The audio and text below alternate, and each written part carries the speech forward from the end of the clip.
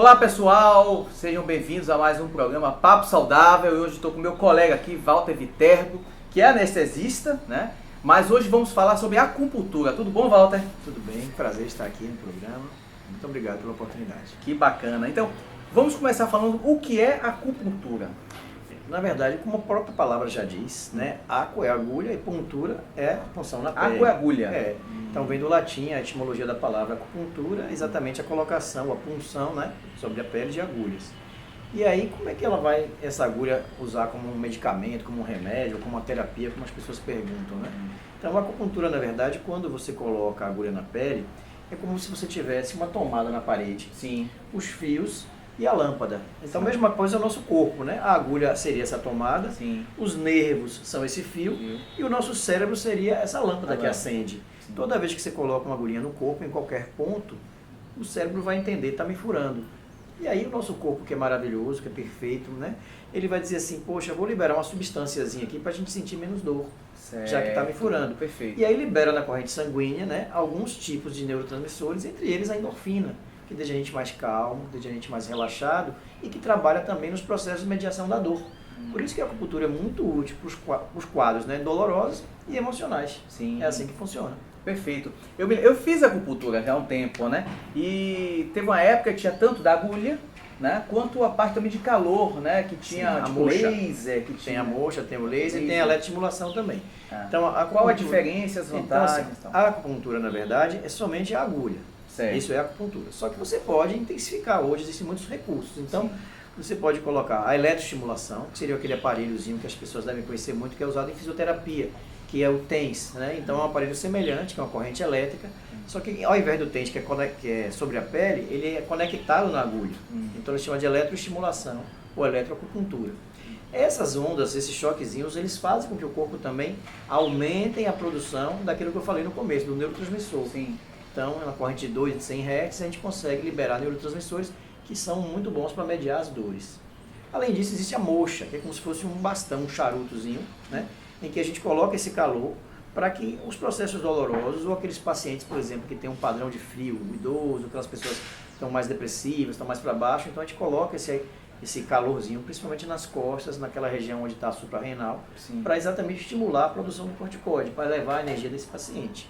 Existe a ventosa, que são aqueles copinhos que se coloca fixo, que ficam aquelas marcas, né? Ou mesmo deslizante, que também ajudam na dor. E outros recursos, como a fitoterapia, a massagem, compõem, né, a medicina tradicional chinesa.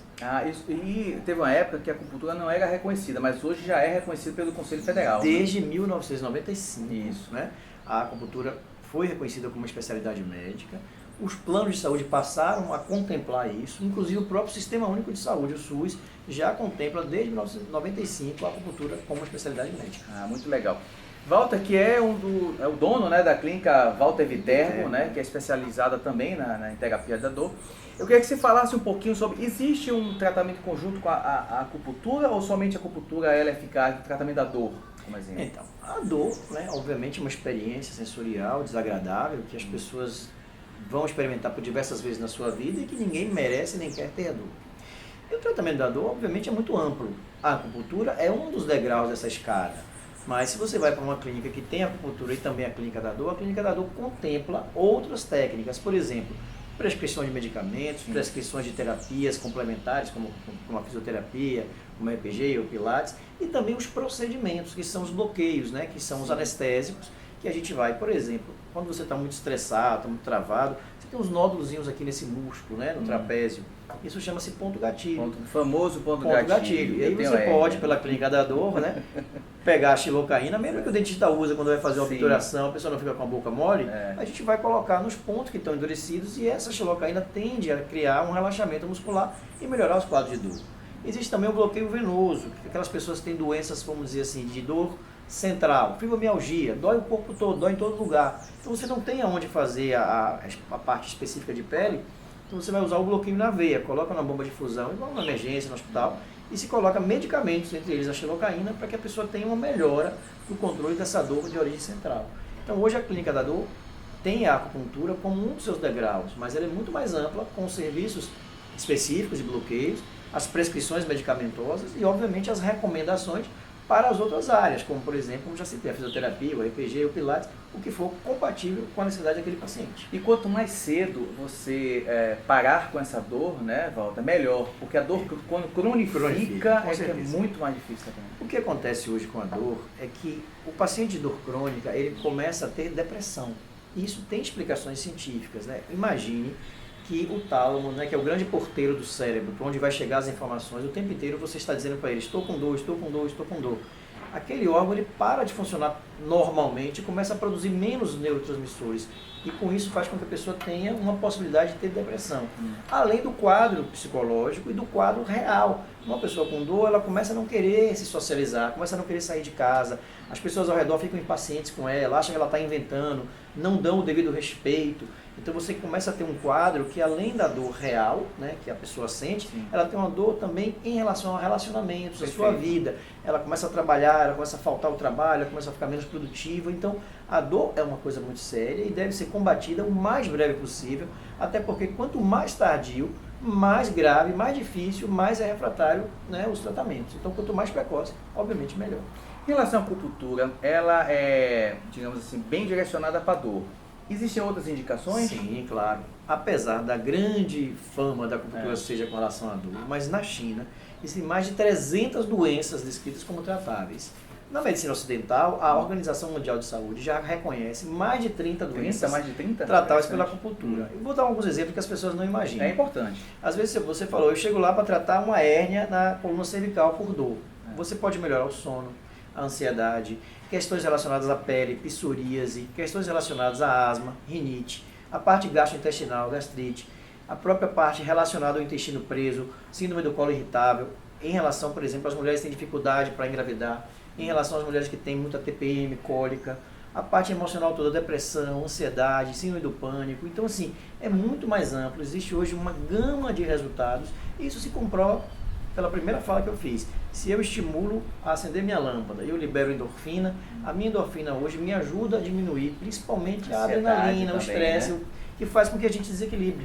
E obviamente que o estresse piora a hipertensão, piora a diabetes, piora o problema de pele, piora os problemas emocionais. Então, quanto menos você tiver esse estresse, quanto mais você tiver substâncias que combatam essa adrenalina alta, mais você está equilibrando o seu corpo. Ou seja, a acupuntura pode ser útil em tudo isso. É interessante quando eu estou muito estressado, eu começo a ter realmente problema de pele. Coceira aí, né? Placas, E as pessoas que já são alérgicas, que tem rinite, que tem atopias, que tem a parte de psoríase, que tem a parte de dermatites, ela vai, obviamente, com o estresse, ter uma possibilidade maior de agravar ou de desencadear mesmo as suas crises. Então ele entra como um tratamento adjuvante preventivo até. Né? A gente percebe até crianças, adolescentes que vão fazer o tratamento lá, tem uma adesão grande, inclusive peço uma vírgula para dizer, não dói nada, a agulhinha é da espessura de um fio de cabelo, tá? O médico é habilitado para fazer essa passagem pela pele de uma forma que a pessoa não sinta dor. E como eu ia dizendo, essa pessoa que faz o tratamento regular, ela começa a ter o espaçamento das suas crises. Seja dor de cabeça, eu tinha 3 vezes por semana, começa a fazer um tratamento, começa a ter 2, uma, vem numa intensidade menor, responde mais aos medicamentos, às vezes não precisa mais tomar medicamento. Então assim, a mesma coisa com rinite, com asma, se você equilibra o corpo, obviamente você vai ter menos incidência daquelas patologias. Gente, isso é extremamente verdadeiro. Eu fiz acupuntura, né? E por incrível que pareça, as pessoas acham que não, mas a gente relaxa. Relaxa, quando você vê, passou o tempo ali, você, poxa, acabou. Quer até ficar mais um pouquinho, né? Quer ficar sempre mais um pouco. Lá né? na nossa clínica a gente toma bastante cuidado, né? Desde a recepção, para pedir aos pacientes que falem baixo, principalmente os que são os acompanhantes, para que quem estiver lá dentro nos momentos de relaxamento possam, quanto mais tiver a capacidade de relaxar, de desestressar, melhor será o resultado. A gente tem um cuidado lá de ter a cromoterapia, coloca uma cor que seja agradável, nossos colchões são bem aconchegantes, a gente coloca uma esteira massageadora, você faz sua sessão recebendo uma massagenzinha, muito bom. Tá? Tem a questão do som ambiente e principalmente o acolhimento. Né? Quando você chega no consultório, a sua equipe tem que acolher. Isso. Quem chega no consultório precisa de acolhimento, precisa ser entendido, respeitado e valorizado na sua patologia, no seu desequilíbrio. Isso faz diferença. Se você confia no lugar que você está, o seu resultado vai ser melhor, principalmente para liberar a endorfina, que é o que a gente mais busca. Não tenha dúvida. E em relação à frequência, Walter, da acupuntura, de quanto tempo, até quanto tempo se faz o tratamento, como é que é isso? Eu sei que é de pessoa em pessoa e tal, mas também existem algumas descrições, né? Por exemplo, existem descrições no Oriente, na China, que a pessoa faz acupuntura diária para não adoecer. Se ela adoecer, ela troca de médico. Aquele médico deixou ela adoecer, então não foi bom. Medicina preventiva. Interessante. E no Brasil a gente não vê assim as pessoas indo todos os dias, mas a média, 2 a 3 vezes por semana são suficientes. Quando a gente faz a liberação da endorfina, ela também vai ser degradada. Então, como o remédio que você toma da pressão, no outro dia tem que tomar de novo porque ele foi metabolizado. Então, a frequência de 2 a 3 vezes por semana é uma frequência razoável para que você mantenha esses níveis de endorfina mais altos. Mais elevado. Porque ele vai ser degradado se você abandona o tratamento. Então, você vai, degrada, no outro dia faz de novo. Então, 2 a 3 vezes por semana é uma frequência bacana para a gente conseguir ter resultados. E aí depende, né? Da patologia, claro, da problema, 1, 2, 3 meses. Por exemplo, tem pessoas que tiveram uma paralisia de Bell, uma coisa aguda. Você tem que fazer dias seguidos, 4, 5 dias seguidos. Tem gente que está lá se preocupando com um concurso que vai ter no final do ano, quer relaxar, né? Um vestibular. Então ela pode fazer 1 ou 2 vezes por semana, 3, 4 meses antes, para que ela chegue naquela data mais, né? Tem noivas que vão muito lá também. Então é bem bacana a prevenção.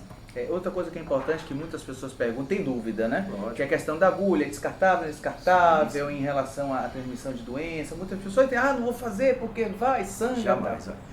A agulha é descartável, ou seja, uso único, não existe a possibilidade de fazer de outra forma, né? E é muito seguro, não tem problema. Exatamente. A gente tem aqui um quadro que chama Dica do Cezinha, né? Que a gente traz os entrevistados aqui para passar uma dica para o pessoal que está assistindo lá. Qual seria a dica do Cezinha? Olha, se você se cuidar, você vai conseguir ter resultado. Eu digo sempre para as pessoas, você dirige o carro da sua vida. Você pode fazer escolhas. Então você pode escolher, se você tiver um restaurante de comida quilos, comer saladas e grelhados ou comer o que não é tão saudável. Você pode escolher a hora que você vai dormir. Se você preferir ficar até tarde em celular, em televisão e dormir pouco, você está fazendo uma escolha ruim. Você pode escolher os seus relacionamentos, né? Principalmente as pessoas com quem você está no seu dia a dia, né? No seu trabalho, na sua família, sua vizinhança. Se você puder escolher com quem se relacionar, pessoas positivas, você também vai ter. Então, se você dorme bem, se você se alimenta bem, se você se relaciona bem, você já fez escolhas que vão te ajudar. Obviamente, a medicina preventiva como um todo, né? Claro. Que todo mundo hoje já conhece, que deve ficar atento ao câncer de mama, ao câncer de próstata, que são as campanhas agora, né? Nós estamos lançando em janeiro a nossa campanha, que é a prevenção do estresse, o Janeiro Branco, né? E aí, depois a gente pode marcar para falar sobre isso, claro. Né? Mas assim, o que eu digo é previna, mas previna fazendo escolhas. Você dirige o carro da sua vida, então faça escolhas que te façam realmente tomar conta da sua saúde. Essa é a dica. Bacana, Walter. Gente, obrigado na verdade, estou agradecendo a Walter pela participação aqui. Eu que agradeço. Porque eu esqueci que o Papo Saudável não é ao vivo. Eu estou atrapalhando aqui já, Tati, com o Papo Saudável da rádio. Mas é natural. Walter, muito obrigado pela presença, por tirar nossas dúvidas em relação à acupuntura. Eu que agradeço. E vamos nos encontrar sim em janeiro para falar sobre o Janeiro Branco, sim. Com certeza. Um abraço a todos.